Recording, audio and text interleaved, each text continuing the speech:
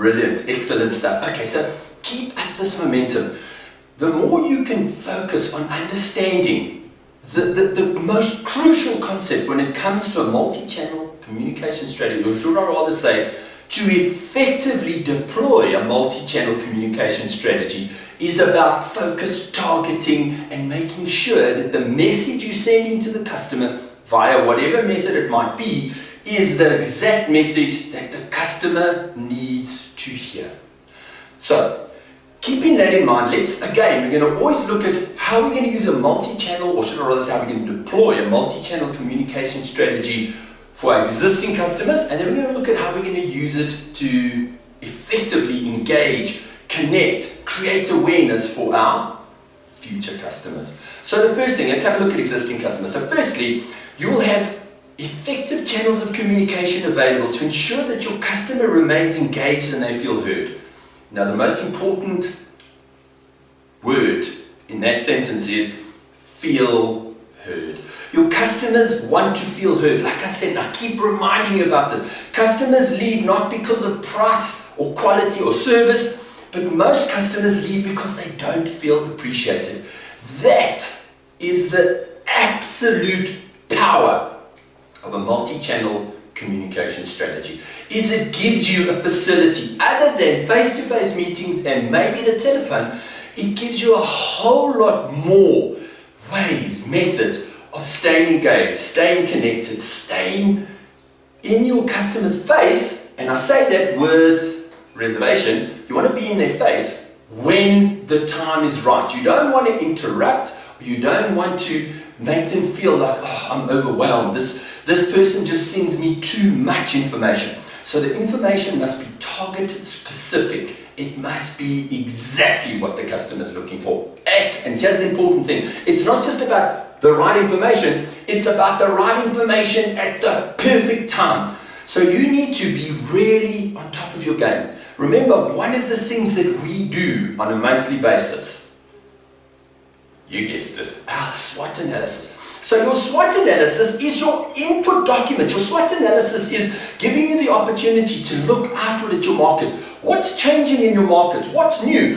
What can you tell your existing customers about what's happening in the marketplace? Trends, things that are changing, positive things, negative things that could affect their business, positive things that could be beneficial to their business, but you need to constantly be looking outwards, looking inwards, and really trying your best to connect what you can do to exactly what your customer needs. Secondly, you will have an effective communication system to support you to provide incredible levels of sales support.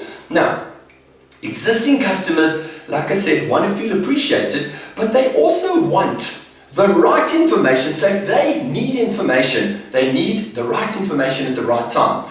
The more you integrate, remember we've spoken about this term so many times, the future of selling is no longer showing up and forming a vendorship, in other words, becoming a vendor and a supplier. The future of selling is we need to fully integrate. In other words, we need to become an additional resource to our customers. Once we become that additional resource, think about what we're doing. We are effectively becoming so important to their business that it is hugely unlikely that we'll ever lose a customer. And thirdly, even though it is difficult to engage in face-to-face meetings, so right now, and like I said, all that's happened is this has accelerated the fact that customers don't want face-to-face meetings. The pandemic has, right? But this was a trend that was coming, so we needed to do this anyway. But because it's now been accelerated, we are kind of forced to do this a little bit quicker. So even though it's difficult to engage in those face-to-face meetings, we still need to connect to our customers and their unique needs, values, and expectations. And like I said, by introducing other digital communication pathways or methods, it becomes so much easier for you to always be in front of your customer. Like I said, this is a balancing act, guys. Make sure that you're not interrupting, but also make sure that your customer doesn't feel that you're not appreciating, that you're not there when they need you to be there. Great. Let's now look at future customers. So your future customers, right? You can gradually build connection and rapport with your future customers by, and here's the important word, by drip feeding the right useful information to them at the right time. So when we're talking about new customers, it's a process. You want to make people aware of you. You want to drip feed information, the right information. Remember, we know who that customer is. We know what their challenges are. And we put the right information in front of them at the perfect time. And as we put that information in front of them, we keep building connection, keep building engagement, keep showing our expertise. Secondly, you can use various communication methodologies and engagement methods to gradually build connection with your future customers. So remember, your customers, new future customers, need to know you. So awareness, right? So our first priority is they need to know me, create awareness. Secondly, they need to know me, like me, and most importantly, would you ever buy from someone you don't trust? They need to trust you. So where does the trust come from? Well, you constantly drip feeding them information which shows, which highlights your expertise, and most importantly, doesn't talk about the features of your product, but talks about the transformation that your product offers. So when you talk transformation, you're talking about helping people to make things better. Of course, they're going to want to buy your product. So it's all about understanding their needs, understanding how your product, in other words, what does my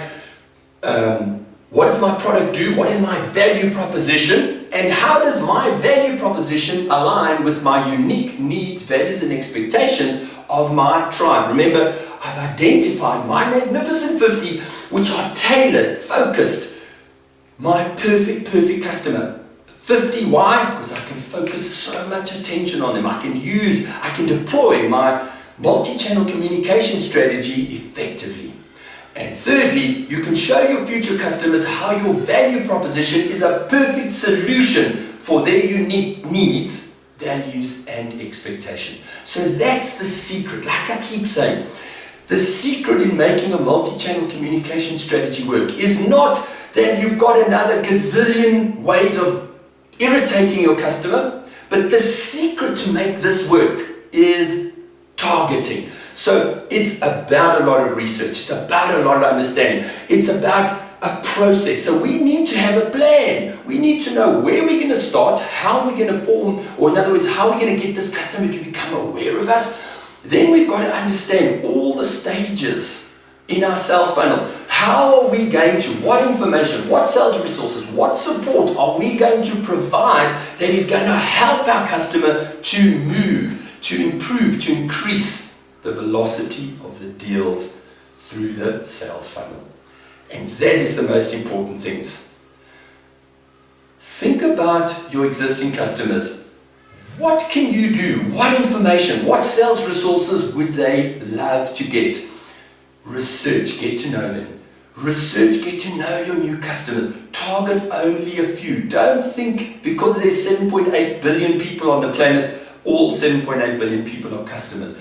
We need to target, we need to understand who's our tribe, we need to research. Once we've identified you as a perfect fit, we need to research that customer and make completely sure that that customer is getting all the information, all the support.